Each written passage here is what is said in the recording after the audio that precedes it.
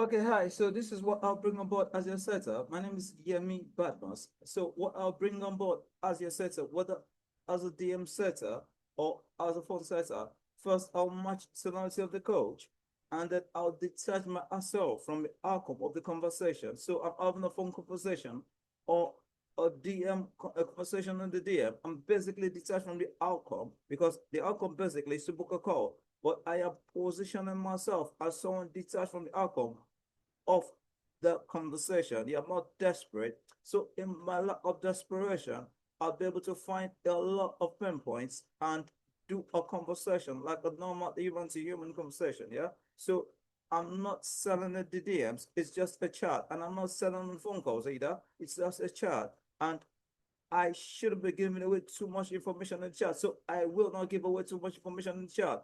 If I got a one liner from the recipient, basically from the person on the other line or from the person on the other chat. Yeah, I basically give it one liner back, and if I got a sentence, I'll give a sentence back. If I get a paragraph, I'll give back a paragraph, right? So it shows a lack of desperation. I'll always start any certain exercise, but first building rapport and knowing the in and outs of the offer. If I know the in and outs of the offer, then I can have a proper conversation. So I'll build rapport first, then I'll know the in and outs of the prospect's pain points, because if I know the in and out of the products and the service, and I know the pain points that the service and the offer and the product solves, then I can attach that pain point to the prospect's, you know, pain points as well. So basically, I know the in and outs of the products and the service, know the pain points of the products and the service, the pain points the products and service solves, yeah? So I'd be able to attach those pain points to the prospect's pain points in the course of the conversation. Yeah. So I'll be natural in the DM, no exclamations, no emojis, and I will not sound like a setter in the DMs. Definitely not sound like a setter, even on the phone call, right? Super important. Like I said, I'm always building with rapport. Now, my principles is basically speed to dial, yeah? So I make a point of duty to reply to DMs pretty fast, because the faster I respond, the better. And I also make it a point of duty to call prospects, to call leads as soon as they sign up, because the faster I respond, the better. I keep it really simple, like I'm talking to a 12-year-old. It's a friendly conversation, straight to the point conversation, easy to understand conversation. I use a lot of authority and confidence. So I am calm, I'm direct, I'm certain in the DMs. I'm also simply showing the transformation without talking like a salesman, right? So I qualify first.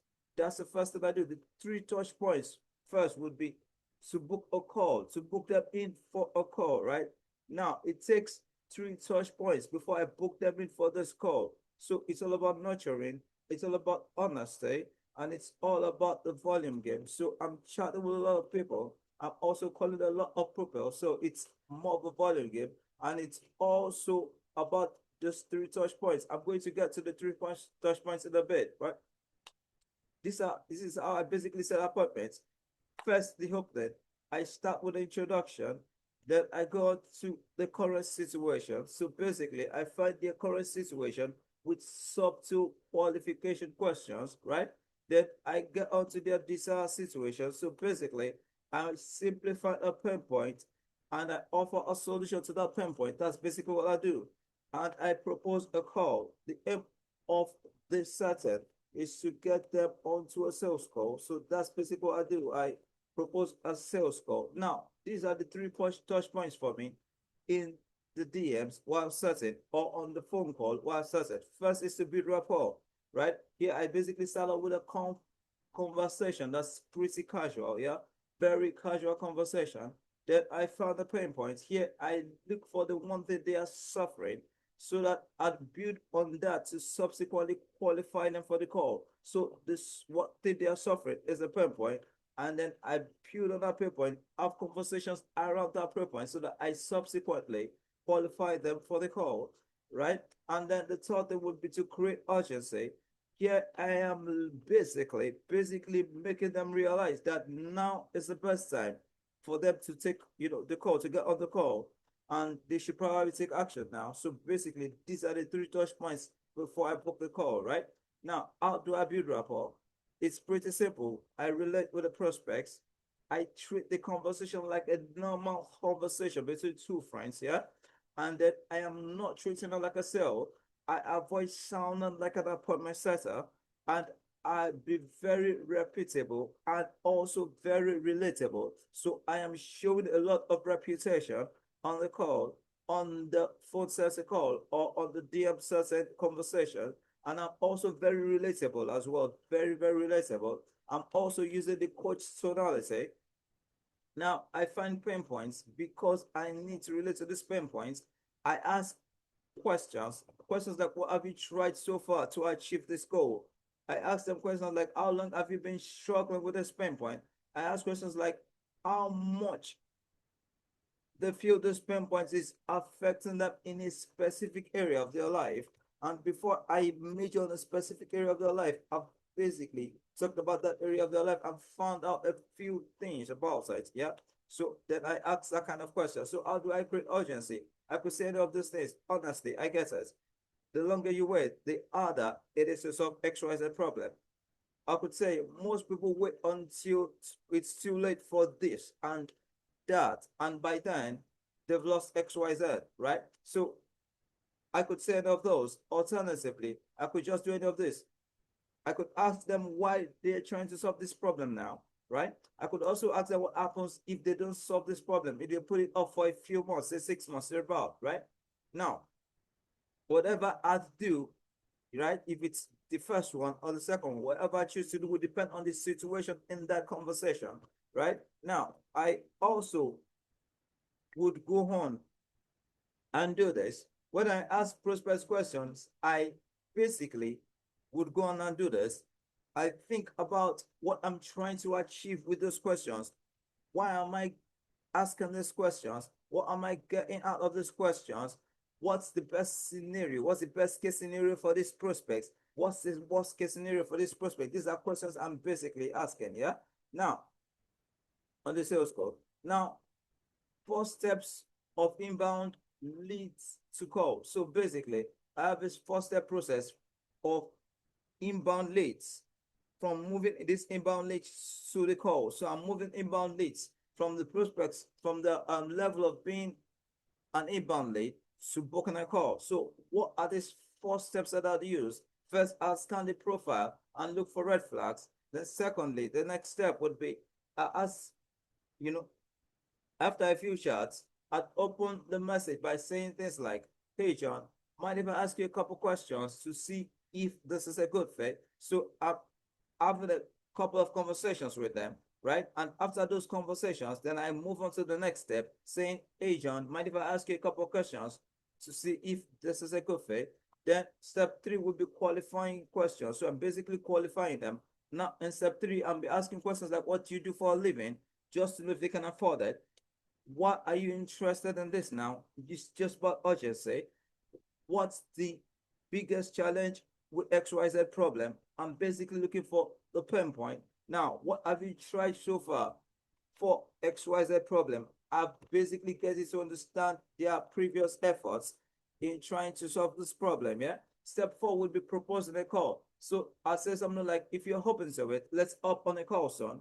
We'll go over your situation and see how we can help you reach XYZ goal in XYZ time frame. Sounds great, right? That's the kind of thing I'd say to book a call. It could be said on a phone call and it could also be said in the DM, right? So I'm basically a setter, and what I'm basically doing is setting whether on the phone conversations or even in the DM. So this can vary depending on the situation around the conversation.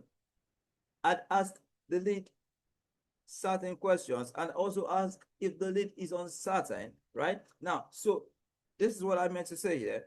I mixed it all up there. So it would depend on the situation, and the situation would be, if there could be 2 situations. If the situation is that the lead is uncertain, right? I'd ask another question. And if the situation is this lead is quite desperate, if the lead is quite desperate, right?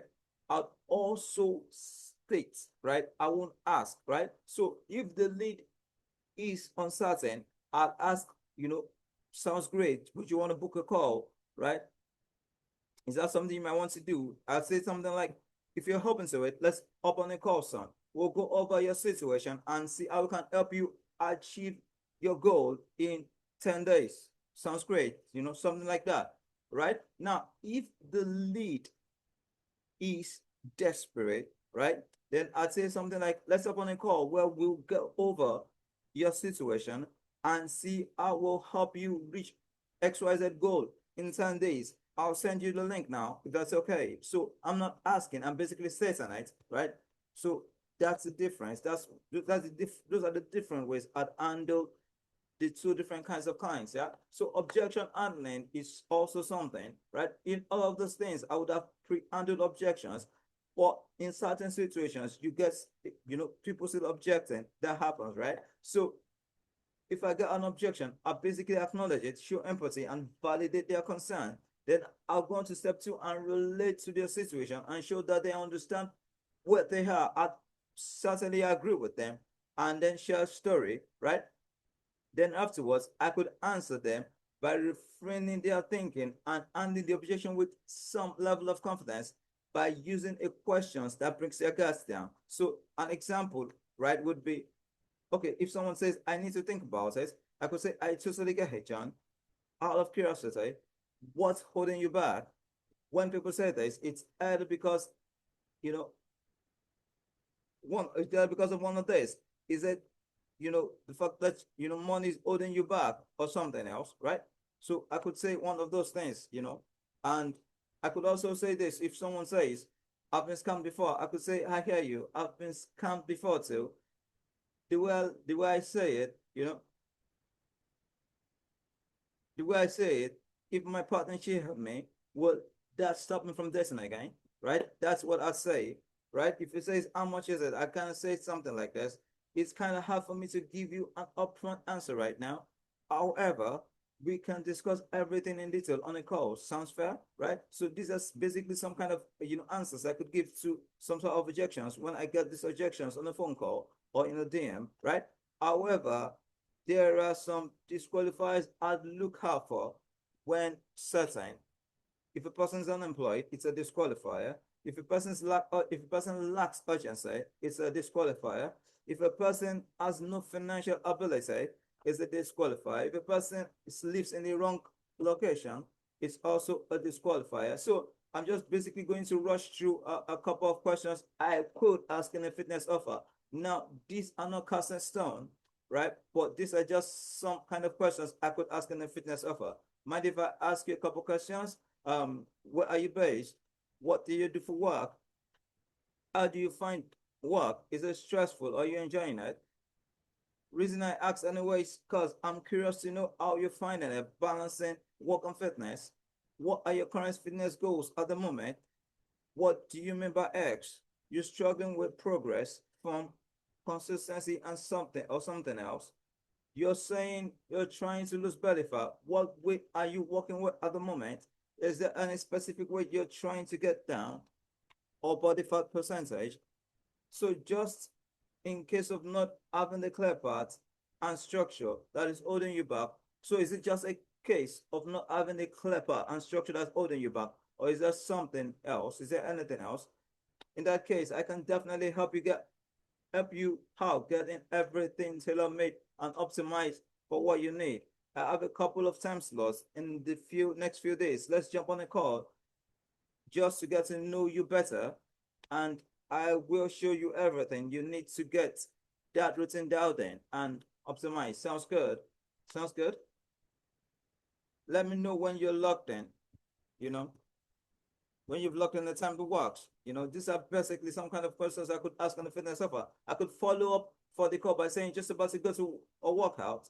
So book that in now, if possible. Want to send you some resources for you. Want to send you some resources for you before I head out, right? So I could also say, hey, John, just got back. Make sure you got this, right? These are the follow-ups I could do if a person hasn't booked the call. And if a person has booked the call, then I follow up with this sort of things so that your booking came true for Monday, man. looking forward to it. I could also say between, make sure you watch this video beforehand, will be super valuable for you and save us a bunch of time on the call, right? Now, examples of questions I could ask on a trading offer. I could say stuff like, "Now, these are not cast in stone, right? I'm just giving you examples of stuff I could say. What's up, bro? Appreciate you reaching out. Mind if I ask you a couple questions to see if I can help? How's trading been for you? Gotcha. So it's most so just keeping your pinpoint in check. I mentioned the pinpoint. I wouldn't say the word pinpoint. Yeah. Now I could also go on and say, what have you tried to fix it so far? Gotcha. And I'm assuming you were reaching out because you wanted help with this. For sure, man. What do your goals look like? What trading between? I could also say, gotcha. What about long term? Like, what do you want to be? I could say, yeah, dude, I completely get it. I was like that too. Just constantly thinking about freedom. I'd be down to talk about some more, man. Go over your strategy and perhaps your pain points. I'd mention those pain points, and see how I can help you being financially free, right? So these are some questions I could probably ask, right? On a trading offer. So basically, I did not say those questions because they're cost and so on. I'm basically saying those questions because these are just conversations we could just have in those three steps and then those three you know things that I mentioned, and then we get to book a call eventually, right? To maximize the show up rate, uh, I'd use a post booking rapport and say things like, I'd keep the conversation going after booking to and say things that would keep the conversation, right? I'd say things that would keep the conversations going, right? So I'd keep the conversations going after booking to minimize no shows. I'd ask questions, casual questions like, you said you're based in London. How's life over there? How's life out there? I'd follow up 24 hours before the call by saying something like, hey, John, I'll call tomorrow at 2 p.m. Have you booked the quick intro video yet? Right? Have you watched the quick intro video yet? I'll follow up 2 hours to 8 hours before the call by saying something like, hey, John, excited to chat in a bit. You're still good to go? Right? So I said those things to follow up. Now, if they ghost, I could also reach out to them and say, why didn't you show up? And I could say something like this, I can book you in for another call, but this can't happen again. If you book in, will you show up this time? Right? Now, these are some of the questions I'd ask if they goes. Now, if I go to I'll be asking them a couple questions on the day of the call. I'll be asking these kind of questions. Now, would I be asking on the day of the call? Certainly. I'll be asking a couple questions on the day of the call. So these are some of the things I could say. Hey, did you get a chance to watch the video yet? Are you still good to go for 2 p.m. today? And if they respond yes, you know, I could just say, great, see you soon, John. And if they do not respond, I just send a voice note. Now, the voice note, which I would send in the DM, would be one I've gotten from the coach, from the offer owner. So basically, I just put it up and send it on over to them, right? So that's what I basically do. Now, I know that if I am working on a coach's account, I do not need to just wait for inbound leads to come in. I'd also do some warm outbound. And yes, me reaching out to existing audience of the coach who make a comment, who are basically new followers, who do some story reviews and all that. So I basically reach out to them to push them over, right? I'm also looking at stories from existing and new followers and replying them casually before I then slowly transition into asking them to book a call, right? Now, this is also done skillfully, yeah? So I'd follow a few things, a few rules for my outbound processes. First, I'll make every lead feel unique. Now, I wouldn't just copy and paste messages like a setter. Then I'd also use open-ended questions to spark conversations with the prospect. That's what I do. So I warm them up before I ever transition into the qualification process, right? And then we know certainly that it's best to let them discuss the topic or the pain point first. That's why I basically warm them up before I ever transition into a qualification process. Now, here's an example of questions I ask in an outbound offer. I reply to a story on highlight and say, "Yo, that looks sick, man. What's this?" And I reply to followers also by saying something like, "Hey, John, I appreciate the follow. Curious, are you following for X reason or Y reason?" Right? Basically, stay some prayer points there. Right? I'll also say things like, "I heard James are sick there." Something in the process of the conversation. I said stuff like, "Nah, bro, I live in Dubai right now." Right? I say things like, "Yeah, because I don't live in Dubai." Yeah, but just the coach might be living in Dubai. I say something like, "Yeah, what do you do for work?"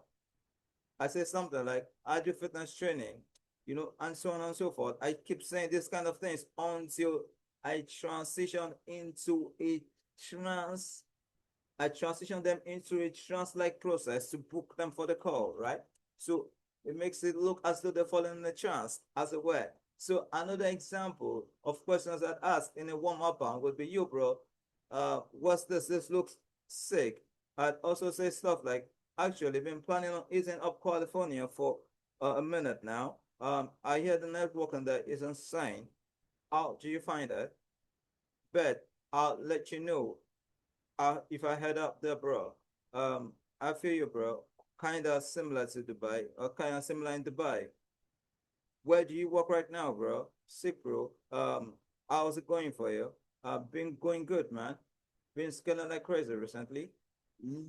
I also lead into questions about them until I simply reach their pain points. So these are the things I'd say. These are the things I'd say. Now, these are not the things I'd say verbatim, and they are not cast in stone. Yeah, I'm just giving you basic examples of things I'd say, but I lead into questions about them, making the conversations all about them until we reach the pain points, and I ask questions about their pain points and also educate them about their pain points. I use the inbound strategy when I get to the level of the pain points, right? I wouldn't tell them they have a problem. Rather, I'd ask them, do why don't you do X? Because it would fix Y. So I wouldn't say, for instance, you have a weight problem. I'd say, why don't you work out twice a day? Because it would fix your diabetes, something of that sort, right? And then eventually would transition into a pitch and make it look like a trance where they basically click the link. The pitch is always the link. I'm not selling in the phone on the phone setting call, and I'm not setting on the in the DM setting conversations. I'm not doing all of that. So notes for outbound though, I'll reach out to the ideal ICP, ideal customer profile. I'll just not reach out to anyone just because I want to reach out doing outbound for the coach. No, I'd reach out to the ideal customer profile, and I wouldn't force to keep conversations alive. I would never force to keep conversations alive. Some conversations that are natural that, and that's super okay, right? Now, I'll also ask questions related to the conversation in order to transition into a sales conversation. And then from there, I subtly lead them subtly about until we get them to book a call without forcing anything, right? So these are some of the things I'll do for you as a setter. I'm basically showing you some of the things I'll do for you as a setter, so you know that I'm the right fit. Now I got these things from Val on YouTube, and I've also looked them through, studied them, wrote them out, typed them out, and it's ingrained in me right now. So if you get me as your setter, you're getting the best ever setter you could ever get, because I'm committed. I've got a lot of energy. I've got a lot of drive. I'm looking forward to, continually grow with your company. And I'm looking forward to be a loyalist and completely dedicated fellow to your company. So I'm super excited. I'll be happy to get started right away. Let me know when to get started. Thank you. I appreciate you watching to the end. Thank you so much.